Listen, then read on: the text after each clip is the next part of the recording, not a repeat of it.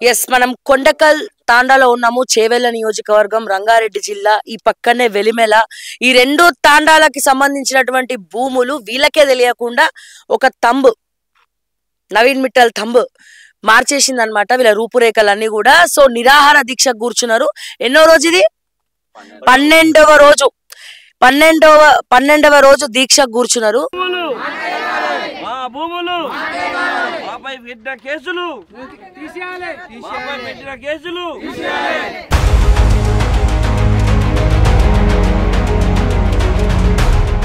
రైతులపై రౌడీ షీట్లా, రైతులపై రౌడీ షీట్లా, రైతులపై రౌడీ షీట్లా, రైతులపై రౌడీ షీట్లా, రైతులపై రౌడీ షీట్లా.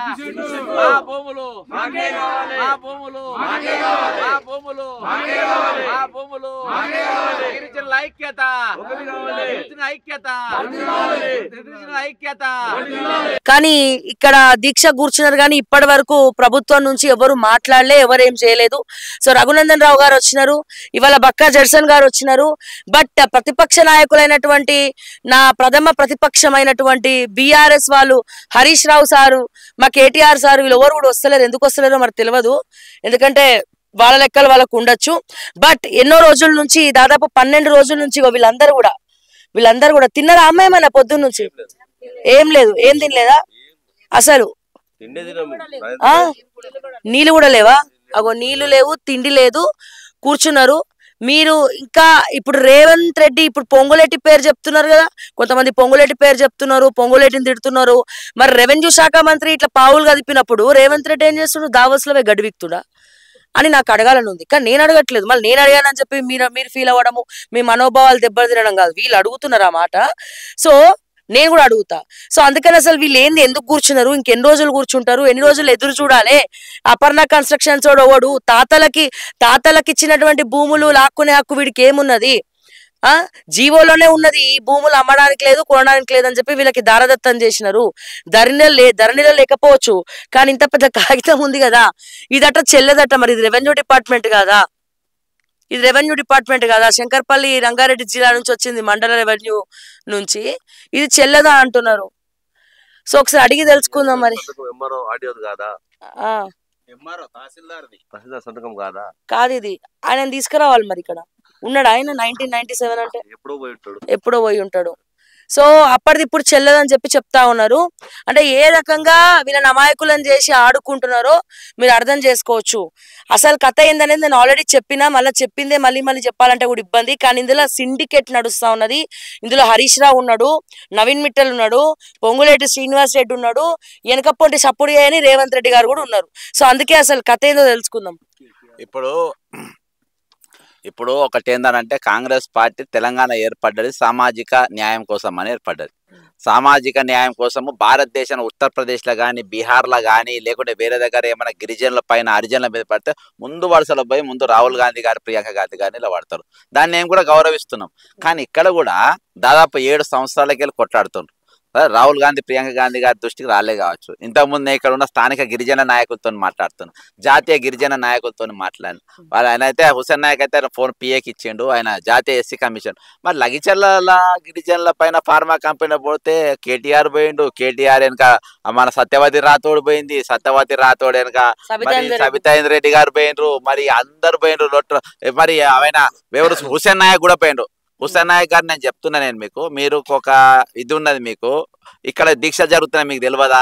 వీళ్ళంతా మీ దగ్గర 4-5 సార్లు వచ్చిండ్రు. ఇక్కడికి నువ్వు ఎందుకు రాలేదు? నువ్వు ఇలా మాకు రేవంత్ రెడ్డి వీళ్ళకంటే పెద్ద వీళ్ళని లేవరంటే ఈ రిజర్వేషన్ల పైన వీళ్ళ కుల ప్రతినిధుల లెక్క వీళ్ళ కోటాలల్లా మీరు కుర్చీలల్లో కూర్చొని వీళ్ళ కాపాడతాం, కుర్చీలో కూర్చొని వీళ్ళ దగ్గరికి ఎవరైతే రాలేదో వాళ్ళు నంబర్ 1 వీళ్ళండు. దాని తర్వాత మీరు బరబ్బర్ ఉంటే, మీరు కరెక్ట్ నిలబడితే ఇక్కడ గొట్టంగాడు వాడు, విక్రమరెడ్డి గాడేవాడు, నిత్యానంద రెడ్డి గాడేవాడు, పొంగిలేటి గాడేవాడు, వీళ్ళంతా ఇక్కడ వచ్చే దమ్ముంటుందా మీరు బరబ్బర్ నిలబడితే? ఎందుకంటే మీరు వీక్ ఉన్నారు కాబట్టి. ఇక్కడ ఎవరైనా పెద్ద నాయకులు ఎవరైనా కనబడుతున్నారా? ఇక్కడ స్థానిక ఎమ్మెల్యే రిజర్వేషన్ కోటాలో ఎమ్మెల్యే అవుతారు, కాలేరు యాదగిరి 3 సార్లు గెలిపిస్తారు. నువ్వు వచ్చి వీళ్ళకి అండగా నువ్వు నిలబడాలన్నా వద్దా? విశ్వేశ్వరరెడ్డి ఉంటాడు స్థానిక ఎంపీ, నువ్వు వచ్చి నిలబడాల్సిన బాధ్యత ఉన్నదా లేదా? ఈ రోజు కనబడతలేవు. కాబట్టి ఇదంతా కార్పొరేట్ వ్యవస్థ. ఈ రోజు అందరు సిండికేట్, నేను పదే సిండికేట్ ఎందుకంటే ఇది ఒక పార్టీ కాదు, అందరు పార్టీలకు ఉన్నాయి. ధరణి అంటే దరిద్రం అని రేవంత్ రెడ్డి చెప్పిండు. భూమాత మారిండు. మరి వీళ్ళ భూములు వీళ్ళ మళ్ళా వీళ్ళ పట్టా భూములు వీళ్ళకి రావాలి కదా. మరి భూమాత రిజిస్ట్రేషన్ పెట్టుకుంటావు, వీళ్ళ మీద కుత్కేసి తొక్కుతావు. అంటే కత్తులు మార్చిండు కానీ ముడుసులు మాత్రం కామనే. కత్తేవనికి ఇచ్చిండు. మళ్ళా ఆ నవీన్ మిత్తల్ దొంగ చేతుల్లోనే ఉన్నారు. అసలు నవీన్ మిత్తల్ ఎంతో జైల్లో ఉండాలి. జైల్లో ఉండాల్సిన తీసుకొచ్చి ఎడబెట్టిండ్రు. మళ్ళీ ఆన్నే కూర్చోం. ఎందుకంటే మీకు దొంగలు కావాలి. మాకు అధికారం నడిపినికి, మాకు ప్రభుత్వం నడపనికి మాకు దొంగలు కావాలను. భూములు గుంజుకోవడానికి దొంగలు కావాలను. బ్లాక్ మనీ ఉన్న చీటర్స్ కావాలను. ఈరోజు పొంగిలేటి శ్రీనివాసరెడ్డి నియోజకవర్గం ఉన్న పాలేరు ప్రజలకు చెప్తున్నా, ఆడ గిరిజనుల ఓట్ల వల్లనే ఆయన గెలిచిండు. ఈ రోజు మీ గిరిజనులు ఇక్కడ కష్టంలో ఉన్నారు. వీళ్ళ భూములు గుంజుకుంటున్నారు, వీళ్ళ జాగాలు గుంజుకుంటున్నారు.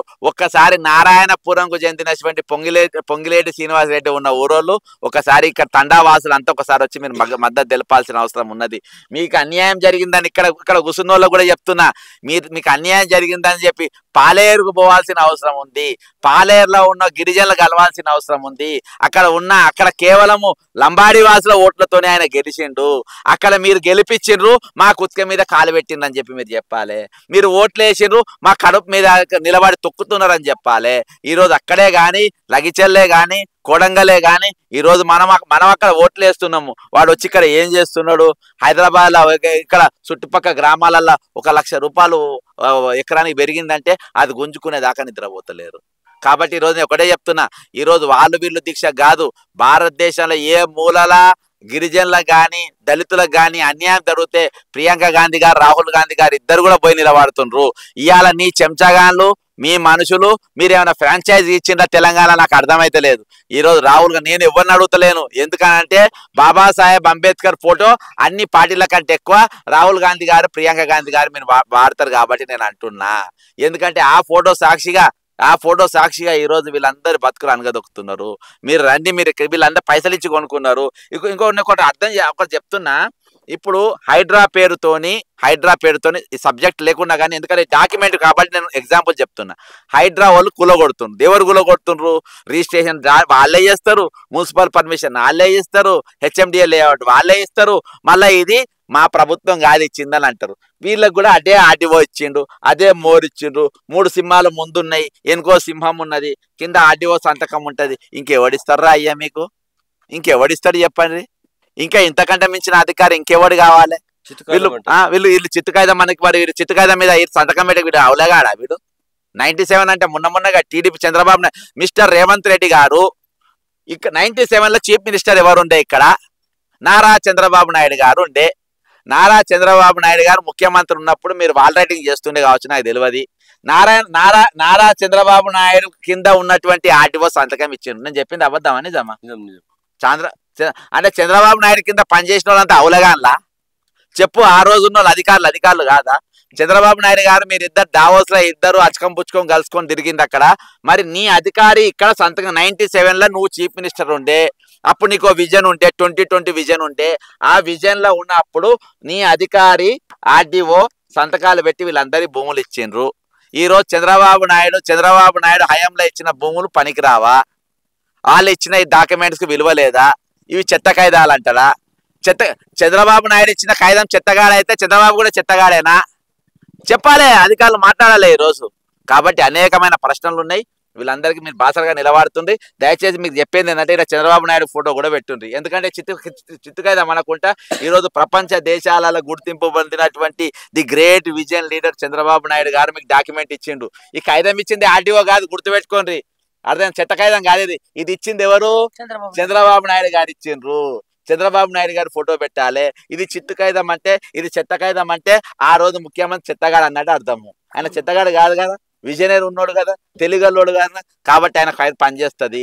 ఈరోజు మీరు చంద్రబాబు నాయుడు గారు కూడా కలవాలి. సార్ మీరు మీ హయాంలో మీ అధికారి ఇచ్చిన భూములు, నీ ఆదేశాలతో వచ్చిన భూములు పనిచేస్తున్నాయి అంటుండ్రు నీ శిష్యుడు, మరి దీని కథ చూడండి అని చెప్పి చంద్రబాబు నాయుడుతో కూడా మాట్లాడేసుకున్న బాధ్యత, కలవాల్సిన బాధ్యత మీ అందరి పైన ఉన్నది.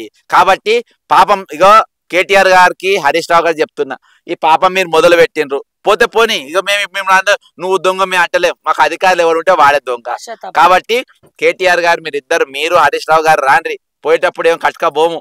అర్థం? చాలా మంది పోయినరు. పోయిన వాళ్ళు ఎవరు కట్టకపోలే, మనం కూడా ఒక భూమి ఇంచు భూమి కూడా ఇక్కడికి వెళ్ళి ఎవరు తీసుకపోలేడు.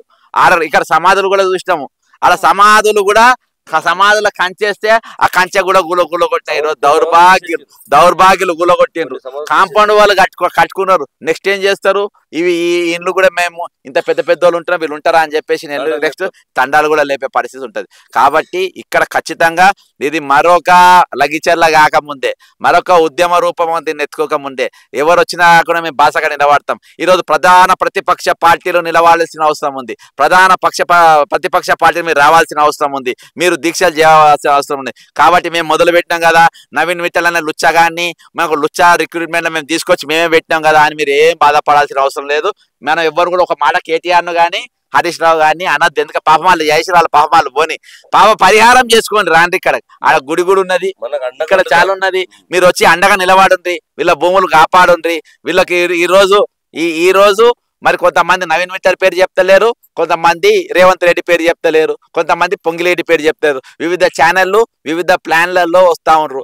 ఏదైతే చేసినా వీళ్ళని ఎరగా వాడుకోకుండా వీళ్ళను పారగా వాడాలి, గడ్డపారలేక వాడాలి. వీళ్ళ భూములు వీళ్ళకి ఇప్పియడానికి మన అందరం పోరాటం చేయాల్సిన అవసరం ఉంది. ఖచ్చితంగా నేను మరొకసారి విజ్ఞప్తి చేస్తున్నా, బీఆర్ఎస్ నాయకులారా మీరందరూ చెలో ఊరి పేరు కొండగల్ తాండా వెలుమల 2 ఊర్లకు చెలో బీఆర్ఎస్ అని మీరు స్లోగన్ ఇయ్యండి, మా ఊళ్ళో స్వాగతం చెప్తారు. జై తెలంగాణ, అమరవీరులకు జోహార్. మరిన్ని అప్డేట్స్ కోసం చూస్తూనే ఉండండి ఓకే టీవీ. అంటిల్ దెన్ నేను మిస్ రావ్య. జై తెలంగాణ, జై హింద్.